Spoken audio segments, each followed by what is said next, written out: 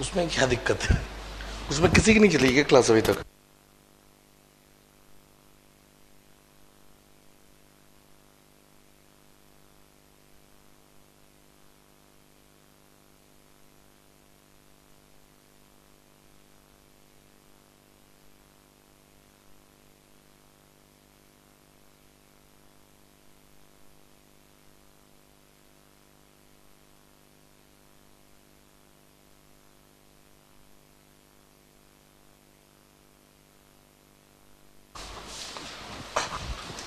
Okay, good evening everyone, good evening. Now is it audible? Now is it audible? Okay. चलिए start करते हैं. Last class हम लोग refrigeration पढ़ रहे थे.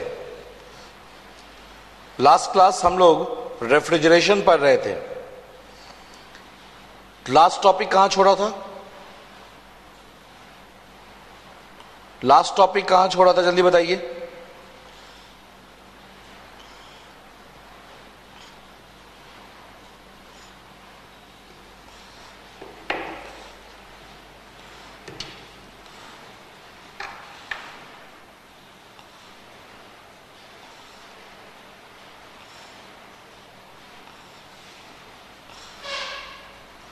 लास्ट टॉपिक आपके साथ क्या डिस्कस कर रहा था? Development of psychometric chart. Development of psychometric chart यही डिस्कस कर रहा था शायद. डेवलपमेंट ऑफ साइकोमेट्रिक चार्ट यही डिस्कस कर रहा था ना. साइकोमेट्रिक चार्ट आपने प्रैक्टिस कर लिया होगा. साइकोमेट्रिक चार्ट आपने प्रैक्टिस कर लिया होगा. यस और नो? साइकोमेट्रिक चार्ट आपने प्रैक्टिस कर लिया या बाकी अभी प्रैक्टिस करना?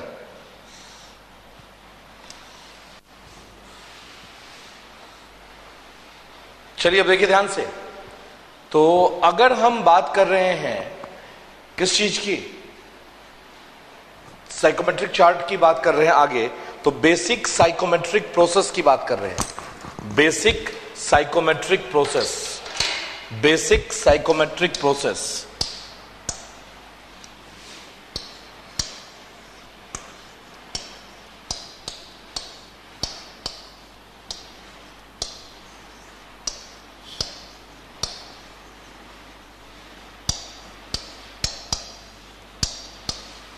Basic psychometric process.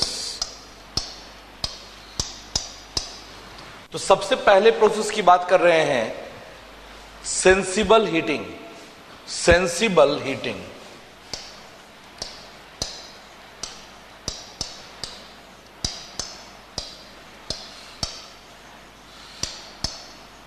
Sensible heating.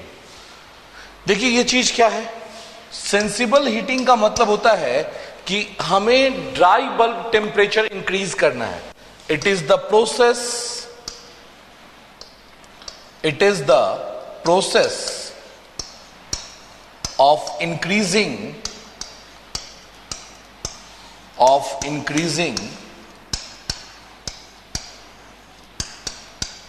DBT, dry bulb temperature at constant specific humidity.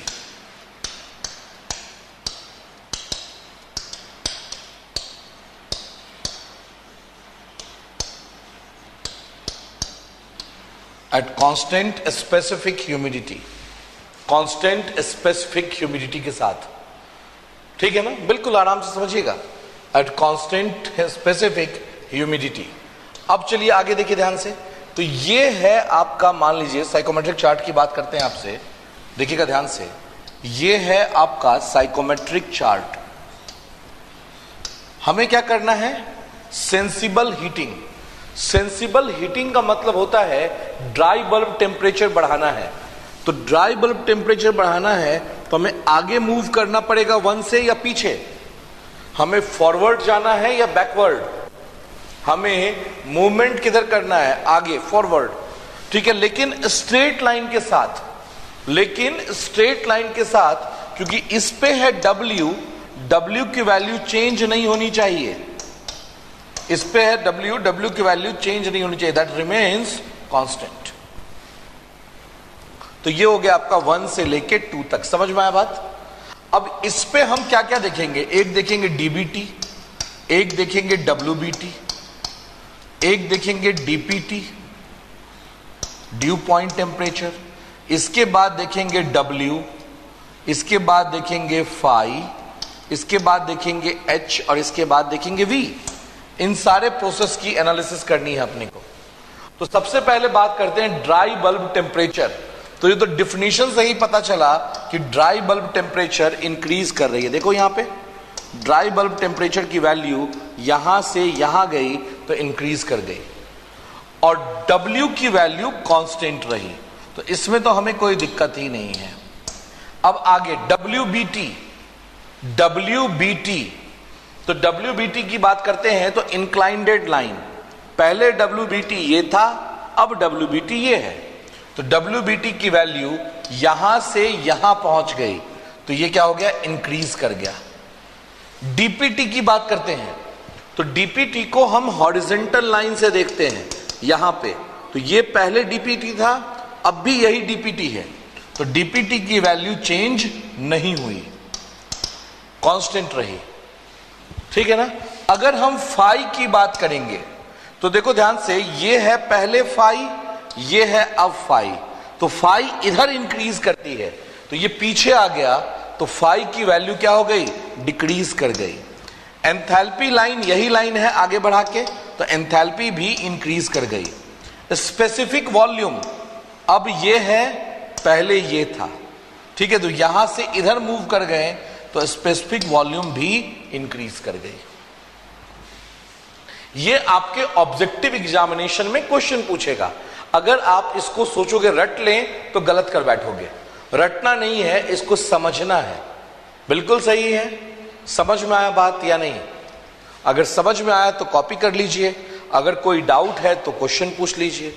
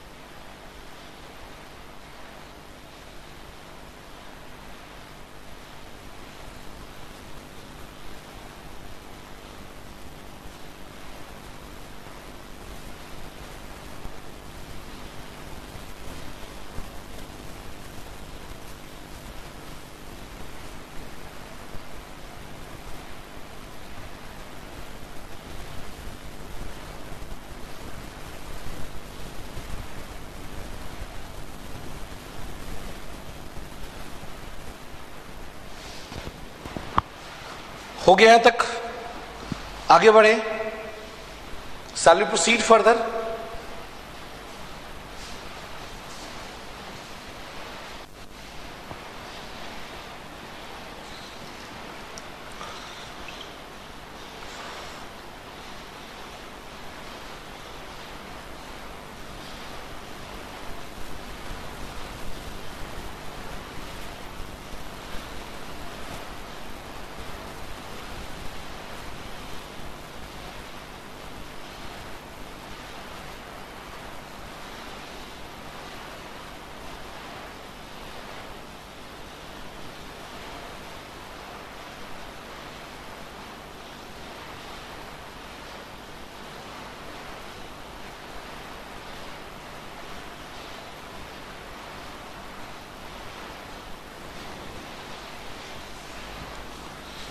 हो गया यहां तक?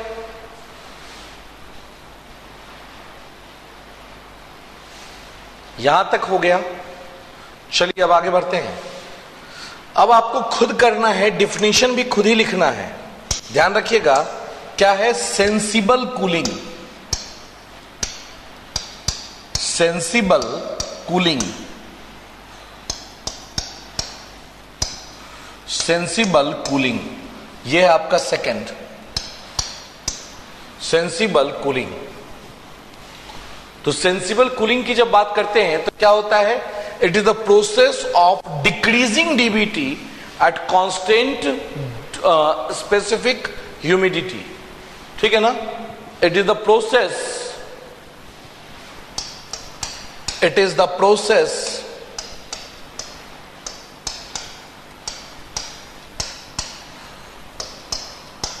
of decreasing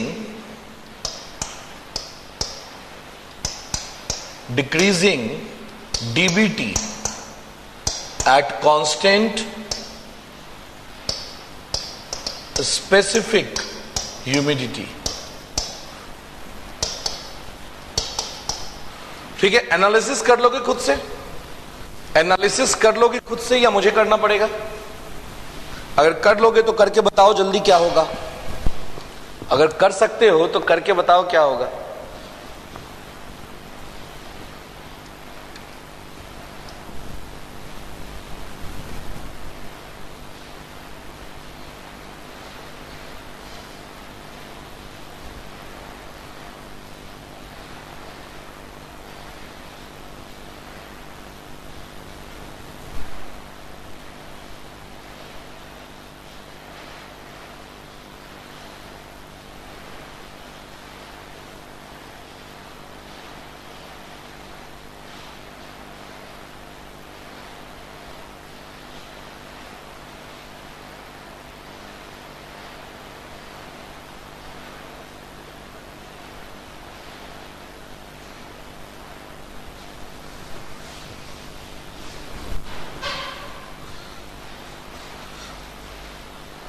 डीबीटी डिक्रीज, बिल्कुल। DBT decrease, WBT decrease, DPT constant, phi increase, h decrease, v decrease. ठीक है ना? बिल्कुल। एनालिसिस करके बता रहे हो या यूं ही बता रहे हो?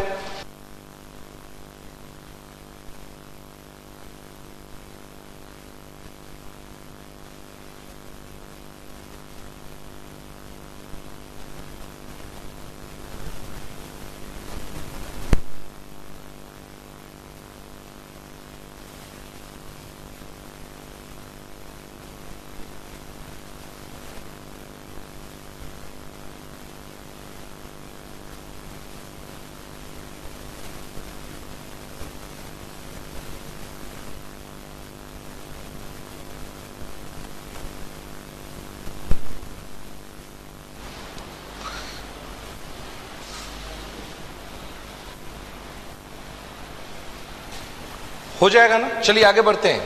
Next, humidification. Humidification,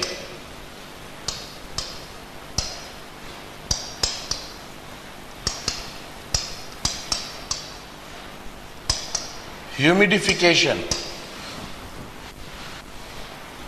humidification.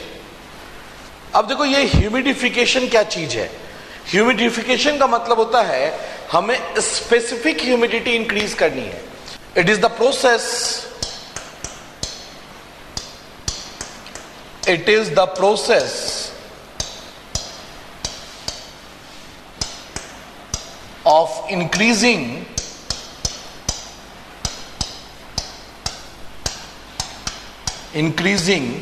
specific humidity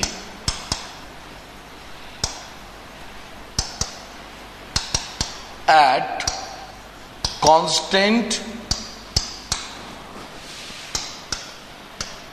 dBT, constant dry bulb temperature, at constant dry bulb temperature। बताइए इसका एनालिसिस करके जल्दी से, इसका एनालिसिस बताइए क्या होगा।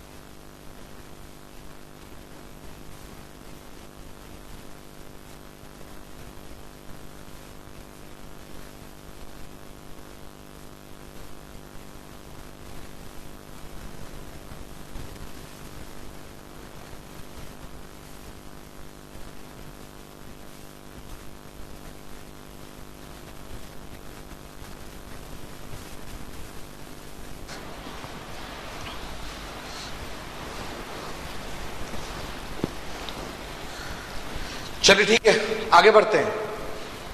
हो गया यहां तक?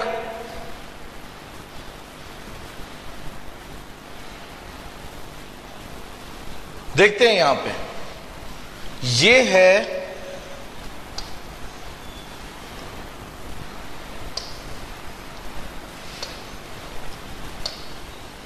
साइकोमेट्रिक चार्ट, ये है W और ये है DBT, dry bulb temperature degree Celsius में, dry bulb temperature degree Celsius में। हमें स्पेसिफिक ह्यूमिडिटी बढ़ानी है, मतलब लाइन कुछ ऐसा होगा, नहीं ये 1 और ये 2। अब देखिए ध्यान से, अगर हम बात करेंगे यहां पे DBT की, छोटा सा लाइन बना दो, ज्यादा बड़ा नहीं दिक्कत होगा देखने में। अगर हम बात करते हैं DBT, हम बात करते हैं WBT, हमें बात करना है DPT पे, 3 टेम्परेचर हो गए, W पे, H पे, phi पे एंड V पे। तो सबसे पहले DBT तो डिफिनेशन से ही चलते हैं। DBT डिफिनेशन ही कहता है दैट इज कांस्टेंट, और W की वैल्यू इंक्रीज। आप देखना चाहो तो यहां से देख भी सकते हो। WBT की बात करते हैं तो पहले ये लाइन था, अब ये लाइन है, तो यहां से यहां चले गए तो इंक्रीज कर गया, नहीं WBT इंक्रीज। अगर DPT की बात करते हैं तो पहले था ये, अब था ये, तो DPT की वैल्यू इंक्रीज। ठीक है, H की बात करते हैं तो H था पहले ये, अब है H ये, तो H की वैल्यू इंक्रीज। phi की बात करते हैं तो अब phi है ये, पहले phi था ये, तो phi की वैल्यू इंक्रीज। V की बात करते हैं, V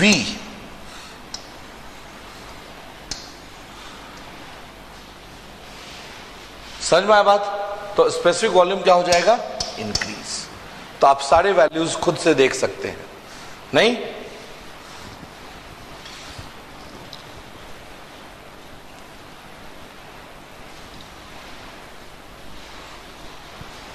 नेक्स्ट बात करते हैं डीह्यूमिडिफिकेशन।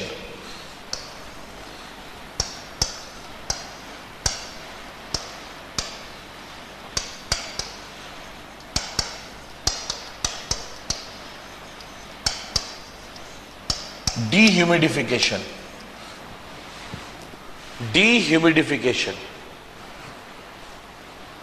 बताइए प्लीज। डीह्यूमिडिफिकेशन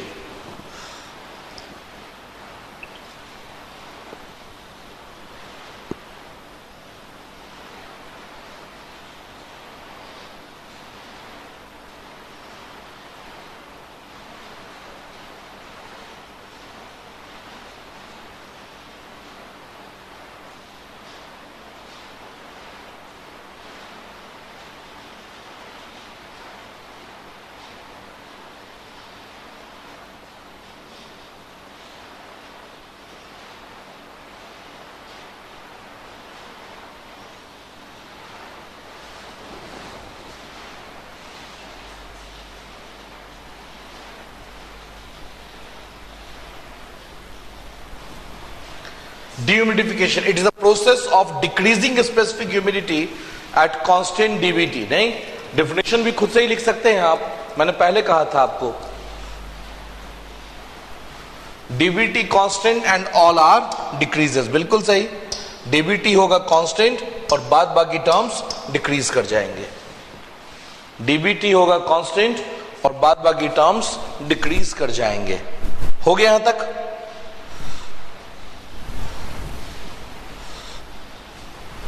हो गया यहां तक?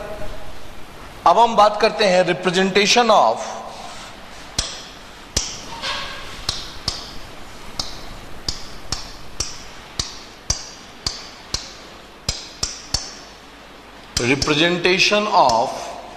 all the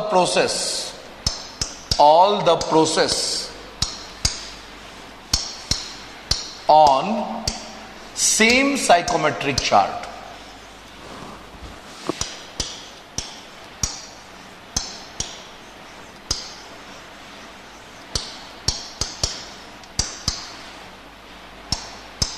same psychometric chart, सारे प्रोसेस को एक ही साइकोमेट्रिक चार्ट पे दिखाते हैं। तो देखिएगा बिल्कुल आराम से इस चीज को,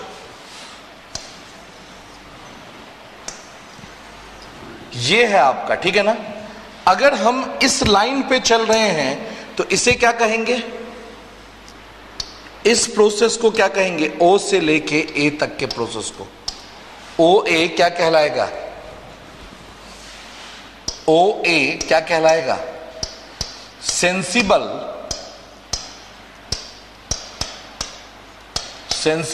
हीटिंग। बिल्कुल ओ से लेके ए तक कहलाएगा सेंसिबल हीटिंग। अगर हम बात करेंगे ओ से लेके बी तक तो ये कहलाएगा सेंसिबल कूलिंग।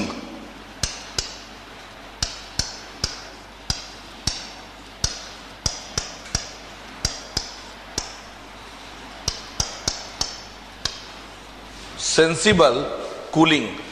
अगर हम बात करेंगे ओ से लेके सी तक, ये बी है, ठीक है ना, ओ से लेके सी तक, तो ओसी क्या हो जाएगा, ह्यूमिडिफिकेशन।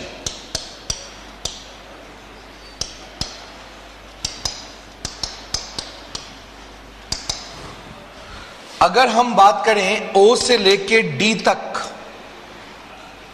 तो क्या होगा, डीह्यूमिडिफिकेशन।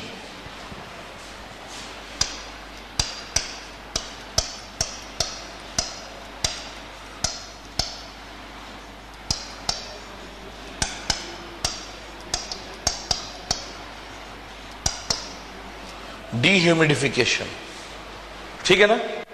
इसके बाद अगर हम बात करेंगे इधर तो ये क्या कहलाएगा, ये क्या कहलाएगा, जल्दी बताइए।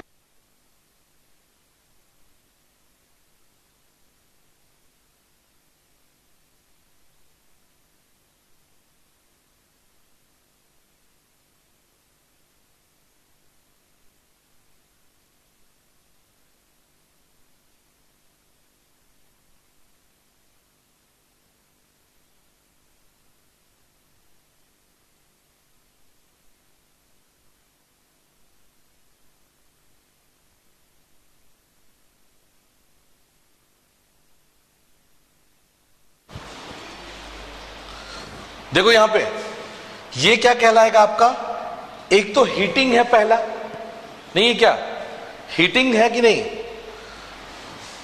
ये है आपका heating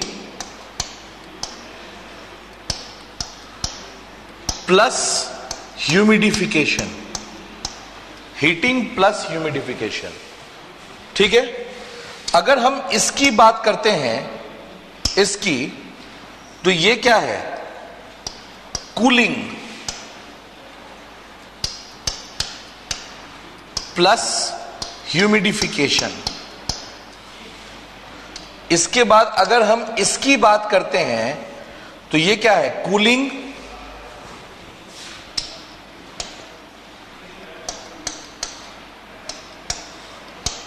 plus dehumidification, cooling plus dehumidification. और अगर हम इसकी बात करते हैं तो ये क्या हो जाएगा, हीटिंग प्लस डीह्यूमिडिफिकेशन। समझ में आ गई बात, हीटिंग प्लस डीह्यूमिडिफिकेशन। अब आपसे अगला क्वेश्चन तुरंत पूछ दिया गया, हीटिंग हम कब करते हैं, गर्मी के टाइम में या ठंड के टाइम में। हीटिंग हम करते कब हैं, गर्मी के टाइम में या ठंड के टाइम में, विंटर में, बिल्कुल सही, विंटर में। अच्छा गर्मी में करता है प्रिंस, तो तुम्हें तो समझ में कभी नहीं आएगा ना, जब तक सोच के आंसर नहीं दोगे तब तक तो कभी भी समझ में नहीं आएगा। हीटिंग हम करते हैं विंटर में, हीटिंग हम करते हैं विंटर में।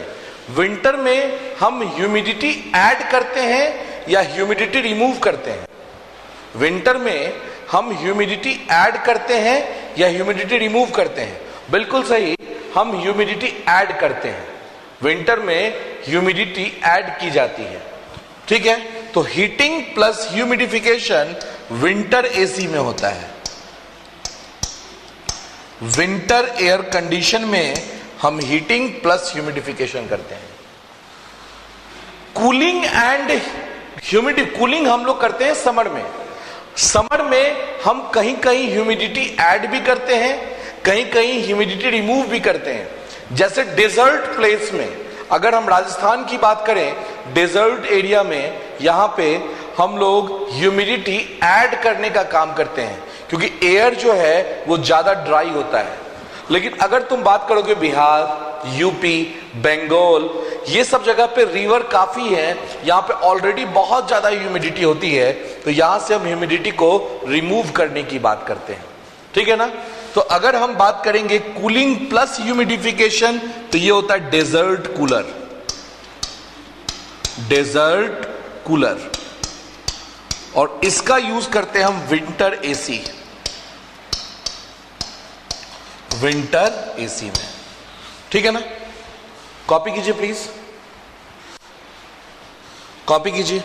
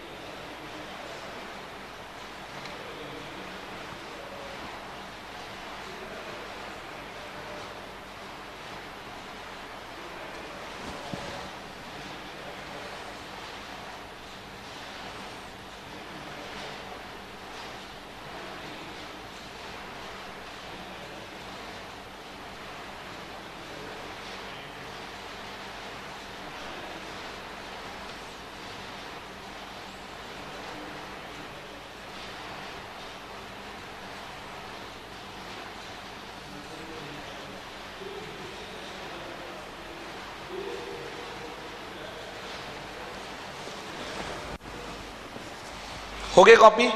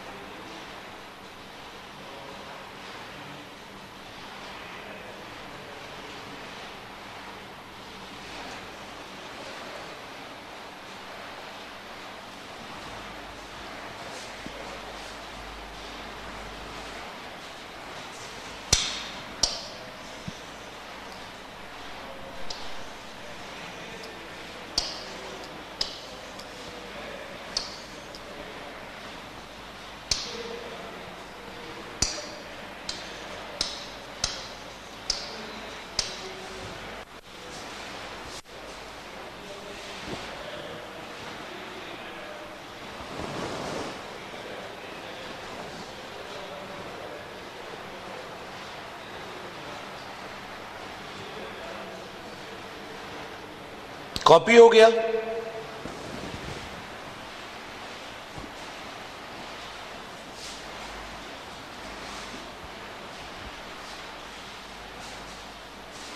हीटिंग एंड ह्यूमिडिफिकेशन कैसे करेंगे?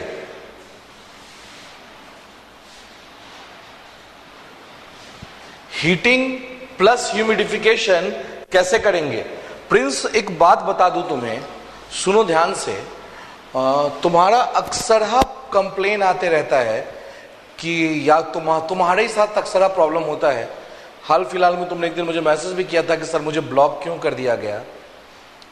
ठीक है, यस, क्योंकि सबसे ज्यादा बड़बोले तुम ही हो। ठीक है, सबसे ज्यादा बड़बोले तुम ही हो इस बैच में। तो बहुत ज्यादा बोलने से लोग ज्यादा बुद्धिमान नहीं कहलाते हैं।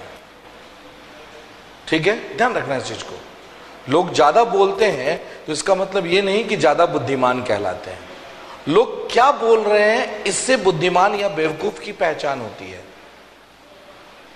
ठीक है ना? तुम बेवकूफ के कैटेगरी में आ रहे हो अभी, और इसी कारण से कहीं ना कहीं तुम्हें इसका खामियाजा बार बार भुगतना पड़ता है कि अगर तुम फैकल्टी से बात भी करना चाहोगे ना, सपोज या फैकल्टी को कॉल करोगे, मैसेज करोगे, तो अक्सर तुम्हें वो इग्नोर करेंगे। बस कारण ये है तुम्हारा nature. So you should change your nature अगर चाहते हो तो। अगर मैंने कोई मिस्टेक कर दिया तो कोई बहुत बड़ा हार्म नहीं होने वाला है, क्योंकि मुझे कोई एग्जाम नहीं देना है, लेकिन तुम्हें एग्जाम देना है। अगर तुम गलत करोगे तो सिलेक्शन तुम्हारा होना है या रिजेक्शन तुम्हारा होना है, मेरा नहीं। ठीक है ना? इस बैच में सबसे ज्यादा बेवकूफी तुम्हारी ही होती है। तो इतना मत बोलो, आता है कोई चीज तो बोलो और नहीं तो मत बोलो। ठीक है ना? बिल्कुल ध्यान रखना इस चीज को, नहीं तो अदरवाइज यहां से भी भगा दूंगा वापस, यहां से भी आईडी ब्लॉक करवाऊंगा। समझ में आया बात? और उसके बाद मुंह देखते रहना कहां से आईडी ओपन होगा। और यहां से आईडी ब्लॉक होने का मतलब यह होता है कि लेक्चर देख ही नहीं पाओगे दोबारा। ठीक है ना? तो बिल्कुल बकवास वाली बातें ना किया करो क्लास में, खास करके मेरी क्लास में। कोई और फैकल्टी को पसंद हो तो वहां करो, कोई दिक्कत वाली बात नहीं है, मुझे नहीं पसंद है ये चीज। ठीक है? अब आज के बाद तुम्हारा कमेंट मैं कमेंट बॉक्स में नहीं देखना चाहता हूं। तुम्हारा कमेंट अगर कमेंट बॉक्स में आ गया, अभी जस्ट कुछ भी आ गया, ओके सर, यस सर, जी सर, तो तुम्हें तुरंत अभी से यहीं से बाहर कर दूंगा। बिल्कुल ध्यान रखना इस चीज को। आगे से तुम्हारा कोई कमेंट ही नहीं चाहिए मुझे। तुम्हें कोई डाउट भी पूछना होगा तो मुझे व्हाट्सएप पे मैसेज करना। तुम्हारा यहां कमेंट बॉक्स में कमेंट दिखेना नहीं चाहिए मुझे।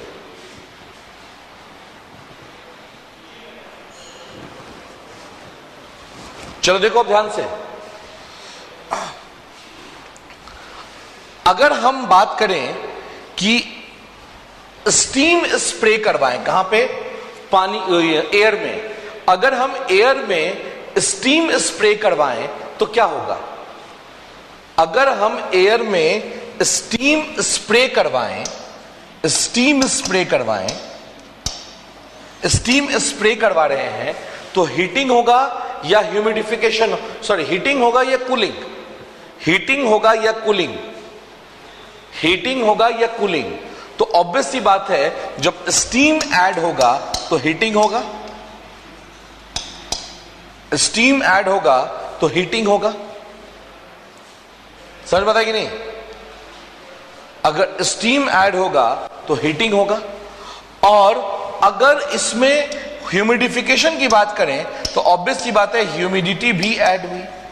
तो इस तरह का एग्जाम्पल आपसे क्वेश्चन में पूछा जा सकता है कि we are spraying steam in air, so which process it is? तो लॉजिकल आपको आंसर देना है, ध्यान रखिएगा। वाटर कूलर देखे होंगे, वाटर कूलर में हम क्या करते हैं? पानी भरते हैं और उस पानी के ऊपर से एयर फ्लो करता है, तो उसे कहते हैं कूलिंग एंड ह्यूमिडिफिकेशन। उसे कहेंगे हम कूलिंग एंड ह्यूमिडिफिकेशन। तो ये सब आंसर आपके प्रेजेंस ऑफ माइंड से आएगा, मतलब आप कैसे रिप्रेजेंट कर रहे हो, इससे आपको आंसर पता चलेगा। समझ में आया बात? इससे आप आंसर दे पाओगे। इस सब का ऐसा कोई शॉर्ट ट्रिक नहीं है कि हमने बता दिया और आप समझ गए। ठीक है? अब बात करते हैं एक और, एडियाबेटिक ह्यूमिडिफिकेशन। एडियाबेटिक और केमिकल ह्यूमिडिफिकेशन। केमिकल ह्यूमिडिफिकेशन,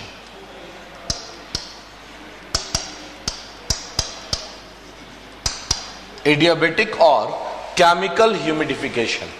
तो अगर हम बात करते हैं इसकी, तो देखो ध्यान से क्या है, it is the process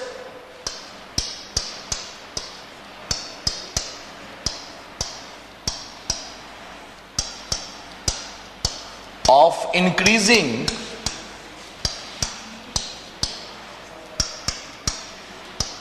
the process of increasing क्या?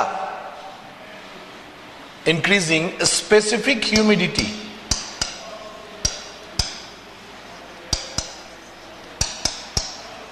Specific humidity eight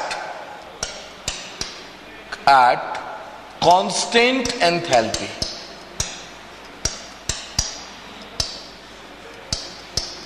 eight constant enthalpy. ठीक है, अब इसका एनालिसिस आप तैयार कर सकते हो। इसमें आपको बताना है डीबीटी, डब्ल्यूबीटी, डीपीटी, इसके बाद क्या डब्ल्यू, एच, फाई एंड वी। कौन इंक्रीज एंड कौन डिक्रीज? जल्दी बताइए।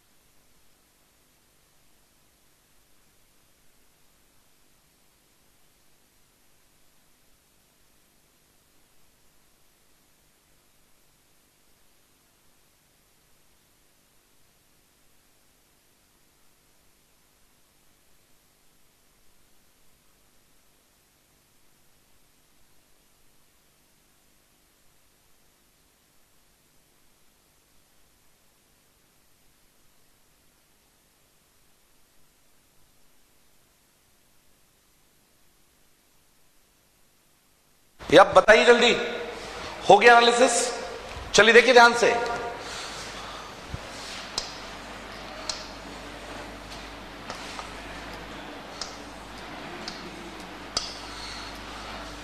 ये है W और ये है डीबीटी, ड्राई बल्ब टेम्परेचर। आपको कांस्टेंट क्या रखना है? एंथैल्पी। आपको कांस्टेंट क्या रखना है? एंथैल्पी। बिल्कुल ध्यान से देखिएगा। तो ये है एंथैल्पी लाइन, नहीं ये है एंथैल्पी लाइन। क्लियर? तो ये है 1 और ये है 2। अब देखिए यहां पे क्या क्या बढ़ा। अगर हम ड्राई बल्ब टेम्परेचर की बात करते हैं तो ड्राई बल्ब टेम्परेचर पहले था यहां पे, अब है यहां पे, पीछे आ गए, मतलब ड्राई बल्ब टेम्परेचर डिक्रीज कर गया। अगर हम वेट बल्ब टेम्परेचर की बात करेंगे तो यही लाइन है ना एंथैल्पी वाला। तो जब एंथैल्पी कांस्टेंट है तो WBT लाइन भी कांस्टेंट होगा। DPT पहले था यहां पे, अब है यहां पे, तो यहां से यहां पहुंच गया तो क्या हो गया? इंक्रीज कर गया। इसके बाद बात करते हैं W की। तो W तो डिफिनीशन में ही कह रहा है हमें इंक्रीज करना है। फाई, तो ये है फाई, ये है फाई, तो यहां से यहां पहुंचा, मतलब फाई की वैल्यू इंक्रीज कर गई है। अगर हम V की बात करेंगे, स्पेसिफिक वॉल्यूम, तो ये है स्पेसिफिक वॉल्यूम, ये है स्पेसिफिक वॉल्यूम, पीछे जा रहे हैं, तो स्पेसिफिक वॉल्यूम डिक्रीज कर गई। ठीक है, ये है एनालिसिस। अब मैच करवाइए कितने सही और कितने गलत।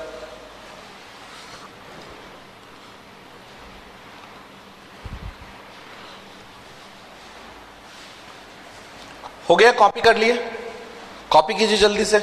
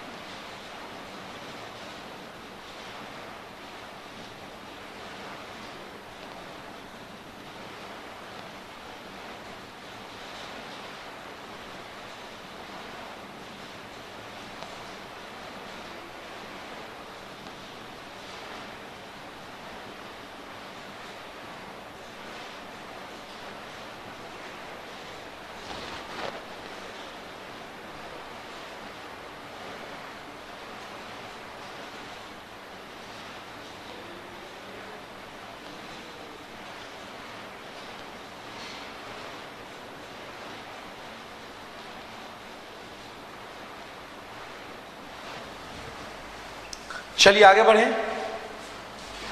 अब नेक्स्ट है आपका एडियाबेटिक और केमिकल डिह्यूमिडिफिकेशन। एडियाबेटिक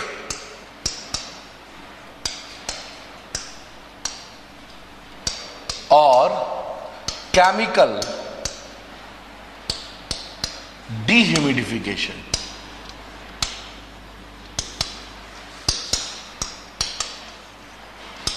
एडियाबेटिक और केमिकल डिह्यूमिडिफिकेशन, जल्दी बताइए प्लीज।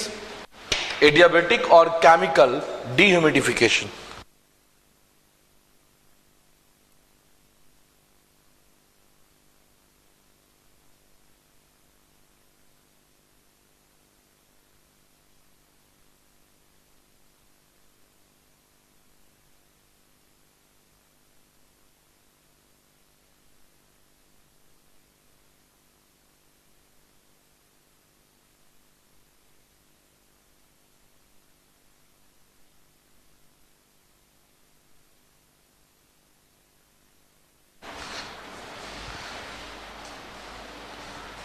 ठीक है, यहां पे क्या है,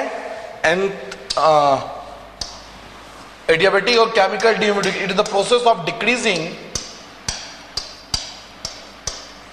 डिक्रीजिंग क्या, specific humidity at constant enthalpy, at constant enthalpy, at constant enthalpy. ठीक है ना, एट कांस्टेंट एंथैल्पी।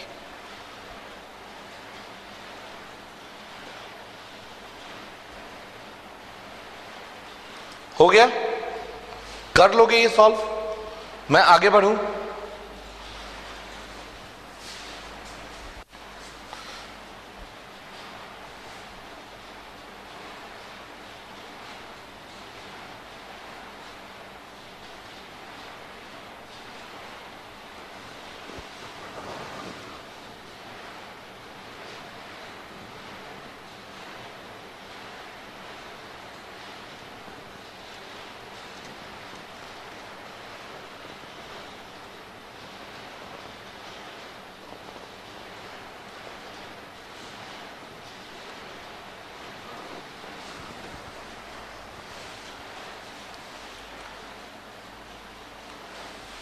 बस यही होगा, ऑब्वियस सी बात है, सारा प्रोसेस यही है।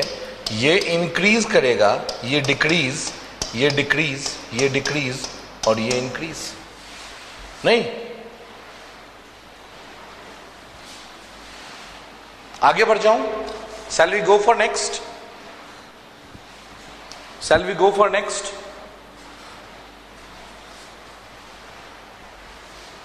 अब हम बात करते हैं sensible heat factor. Sensible heat factor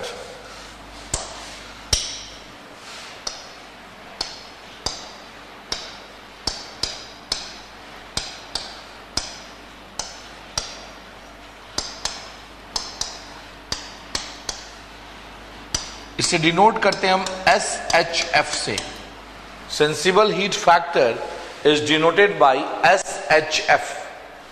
SHF देखिए ध्यान से, ये क्या है? It is the ratio of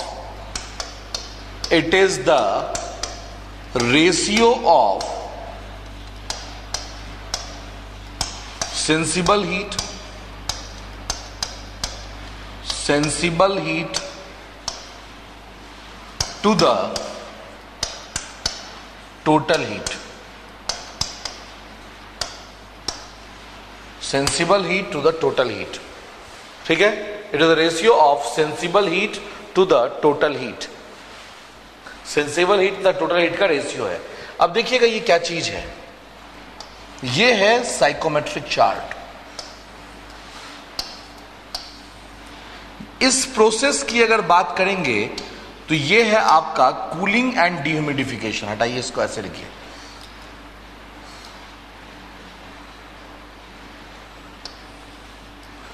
ये प्रोसेस है, मान लो ये है आपका 1 और ये है आपका 2, तो ये है H1 और ये है H2।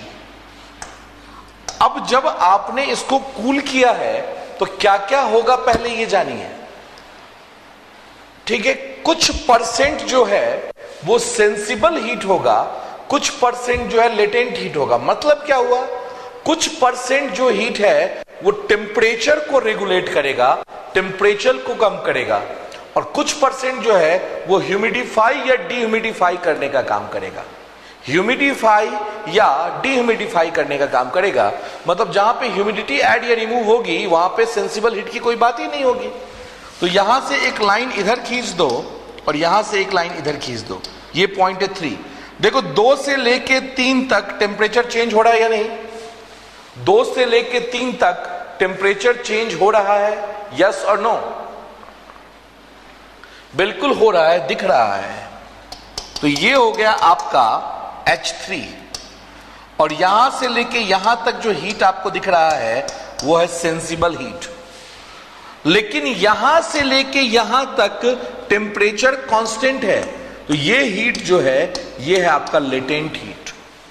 तो अगर आप यहां पूछे हमसे कि टोटल हीट क्या हुआ, तो sensible heat plus latent heat, sensible heat plus latent heat. और अगर आप यहां पे SHF निकालेंगे, सेंसिबल हीट फैक्टर, तो ये होगा sensible heat bye sensible heat plus latent heat. ये हो गया आपका सेंसिबल हीट फैक्टर। ये आपको ये बताता है कि कितना परसेंट टेम्परेचर चेंज में रोल प्ले किया है, और रिमेनिंग जो बच गया वो आपका फेज चेंज में रोल प्ले करेगा।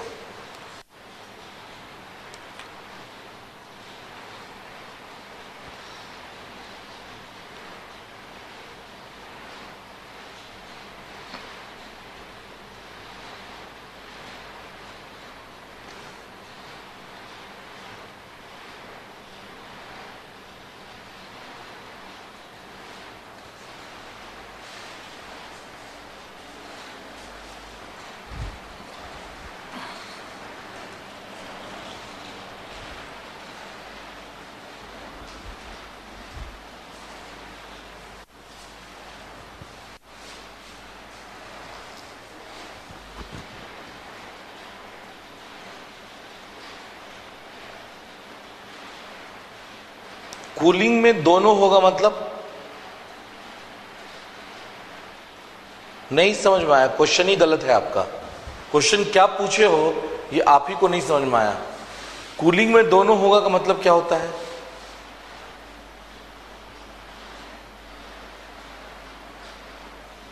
LH प्लस, ये LH थोड़े लिखा हुआ, LH SH प्लस LH, ये टोटल हीट है ना, ये तो टोटल हीट है। टोटल हीट जो है वो इतना रिमूव हुआ। अब जब 50 किलो जूल हीट रिमूव हुआ है तो उसमें से 40 किलो जूल हीट रिमूव हुआ है तो टेम्परेचर कंट्रोल हुआ है, और 10% के कारण ह्यूमिडिटी कंट्रोल हुआ। बड़ा स्ट्रेट सब फॉरवर्ड है। पता नहीं तुम लोग को डाउट इतना क्या होता है। बहुत सिंपल सा कंसेप्ट है कि अगर 50 किलो जूल हीट बाहर निकला है तो 40 की सेंसिबल हीट फैक्टर ये बताएगा कि 40 किलो जूल हीट जो है वो टेम्परेचर को रेगुलेट कर रहा है, और 10 किलो जूल हीट जो है वो ह्यूमिडिटी को रेगुलेट कर रहा है। अब तुम अपना क्वेश्चन देखो और बताओ, क्वेश्चन एक्सप्लेन करो कि क्या है। सर कूलिंग में दोनों होगा और ह्यूमिडिफिकेशन में ओनली सेंसिबल हीट आएगा। नहीं समझे मतलब क्या? मैं भी तुम्हारा क्वेश्चन नहीं समझा।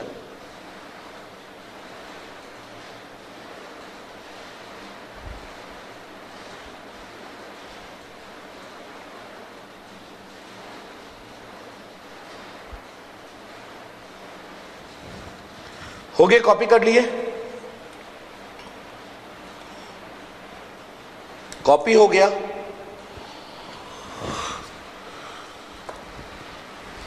चलिए अब बात करते हैं हम आपसे बाईपास फैक्टर की।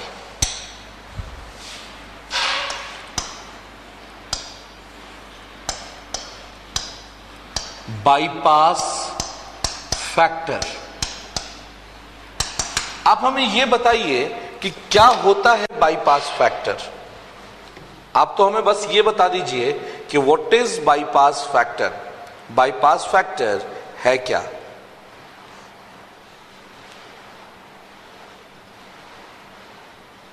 बताइए जल्दी से, क्या होता है? अच्छा, बाईपास क्या होता है? बाईपास फैक्टर तो बहुत बड़ी बात है। सबसे पहले आप हमें यह बताइए कि बाईपास क्या होता है। अगर किसी ने आपसे पूछ दिया कि बाईपास हम कहते किसे हैं तो क्या बताएंगे? जल्दी।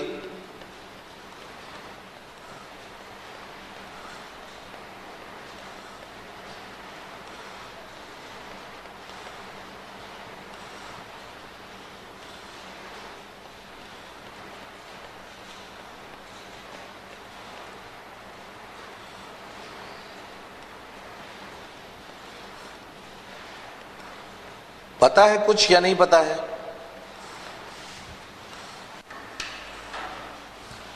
देखिए ध्यान से, ये है अपना कंटेनर जो एसी का कंटेनर है, ठीक है ना। इसमें हमने कॉइल लगा दिया, ठीक है। ये है मान लो हीटिंग कॉइल। कैसा कॉइल है? Heating coil. हीटिंग कॉइल, इसमें एयर इन किया, कितना? 1 kg। इसका टेम्परेचर है TD1 और यहां से 1 kg एयर बाहर हुआ किस टेम्परेचर पे? TD2। और इस हीटिंग कॉइल की टेम्परेचर है TD3। तो क्या कोई कंपल्शन है कि जितना एयर अंदर आया है वो सब कॉइल से होते हुए पास करे? क्या ये कोई कंपल्शन है कि जितना एयर आया है वो सब कॉइल से होते हुए पास करे? जल्दी बताइए। वो सब कॉइल से होते हुए पास करे, ऐसा कोई कंपल्सरी सीन है क्या?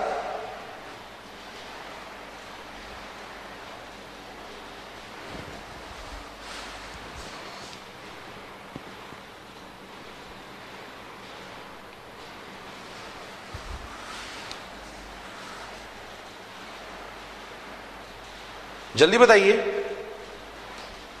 ऑडिबल है? ऑडिबल है? नहीं, कोई कंपल्सरी नहीं है ऐसा, ठीक है ना। तो देखिए ध्यान से कि मान लो सपोज x kg इधर से चला गया और 1 माइनस x kg इधर से चला गया, 1 माइनस x kg इधर से चला गया। क्लियर? और लास्ट में दोनों मिलके फिर यहां से बाहर आया, दोनों मिलके फिर यहां से बाहर आया है। समझिएगा ध्यान से बिल्कुल। तो ये जो है ये लॉस हुआ, जितना कॉइल से टच नहीं कर पाया उसे हम लॉसेस में कंसीडर करते हैं। बाईपास फैक्टर है अनटच एयर, अनटच एयर। अगर आप फाइंड आउट करें एफिशिएंसी ऑफ कॉइल, तो एफिशिएंसी ऑफ कॉइल इक्वल्स हो जाता है 1 माइनस बीपीएफ बाईपास फैक्टर, या फिर आप कह सकते हैं 1 माइनस एक्स, 1 माइनस एक्स। इसमें सबसे ज्यादा टेम्परेचर कौन सा होगा? अगर किसी ने पूछा इसमें सबसे ज्यादा टेम्परेचर कौन सा होगा, जल्दी बताइए।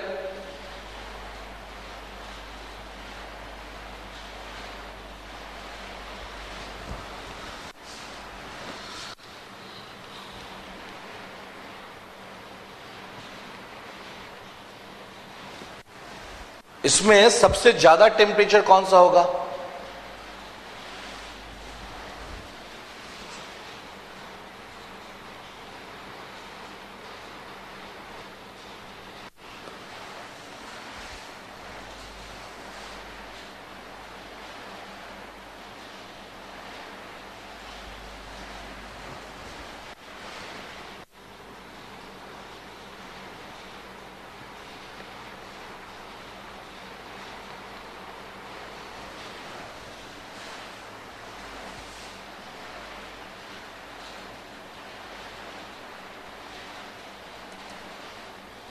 TD3, इसके बाद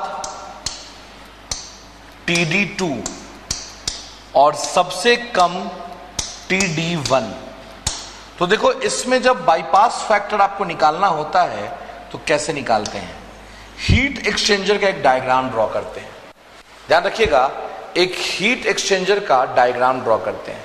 ये हीटिंग कॉइल है तो इसका टेम्परेचर तो हमेशा फिक्स रहेगा, यहां भी TD3 है और यहां भी TD3 रहेगा। ये हीट करने का काम कर रहा है। और ये है TD1 और ये है TD2। तो बाईपास फैक्टर इक्वल्स टू होता है BPF इक्वल्स टू, देखिए ध्यान से, ये TD3 minus TD2 by TD3 minus TD1। इसी तरीके से अगर आप कूलिंग कॉइल के लिए बात करेंगे, फॉर कूलिंग कॉइल,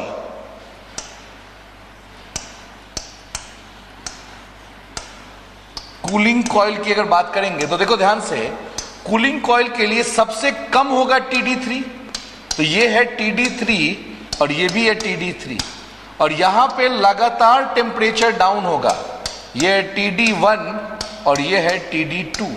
तो यहां पे अगर BPF की बात करेंगे तो BPF इक्वल्स टू हो जाएगा क्या, बताइए जल्दी से, व्हाट विल द BPF? अगर यहां BPF की बात करेंगे तो ये हो जाएगा आपका TD2 minus TD3 by TD1 minus TD3। ठीक है ना? कॉपी कीजिए प्लीज।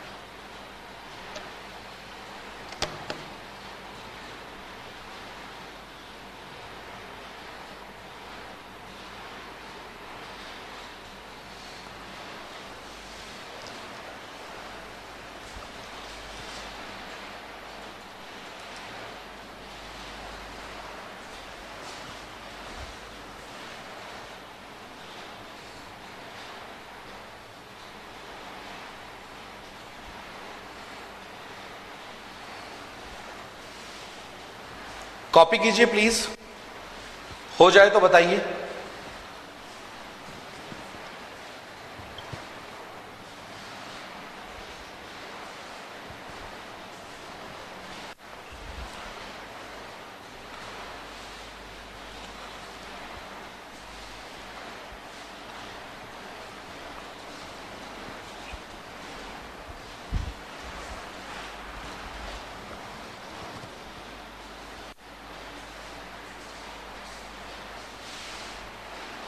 हो गया copy?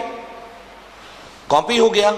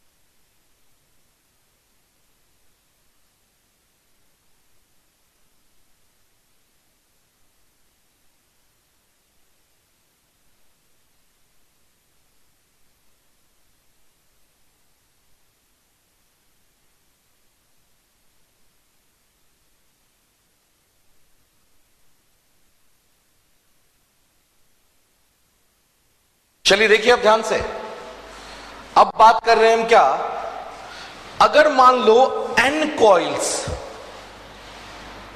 If n identical coils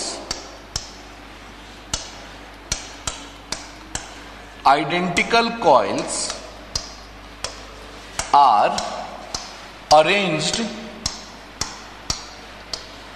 arranged in a row, n identical coils are arranged in a row, ठीक है, ये है एक कॉइल, फिर है ये दूसरा कॉइल, ऐसे ऐसे n कॉइल्स हैं, ठीक है ना, एंड BPF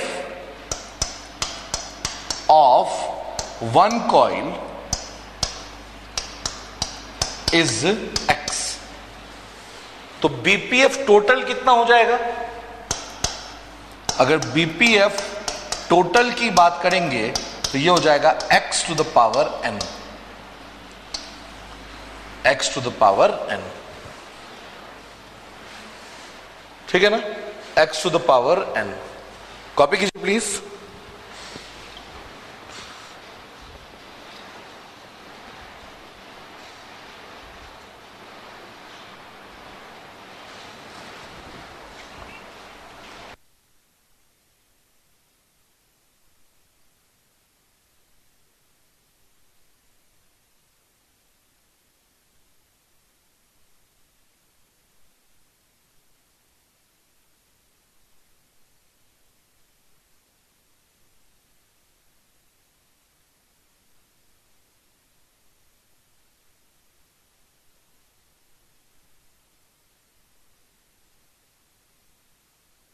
अब आपका refrigeration and air conditioning almost complete हो गया, ठीक है।